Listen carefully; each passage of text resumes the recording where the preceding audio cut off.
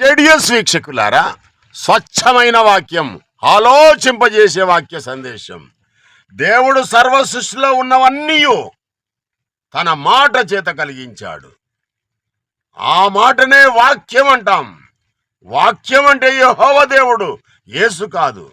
చాలా మంది క్రైస్తవులు, ముఖ్యంగా సేవకులు అనబడేవారు 95% మంది యేసుని రక్షకునిగా కాకుండా దేవుడిగా భావిస్తూ కొలుస్తున్నారు, పూజిస్తున్నారు. దేవుడు మానవుణ్ణి తన కీర్తి కొరకు సృష్టించాడు, తయారు చేశాడు. కానీ మానవుడు తినవద్దు అని చెప్పిన మాటను తిన్నాడు, దేవుని మాటను తిరస్కరించాడు. అంత మాత్రమే కాకుండా మరొక్క తప్పు, దేవునికి రావాల్సిన మహిమను యేసుకు ఇస్తున్నారు.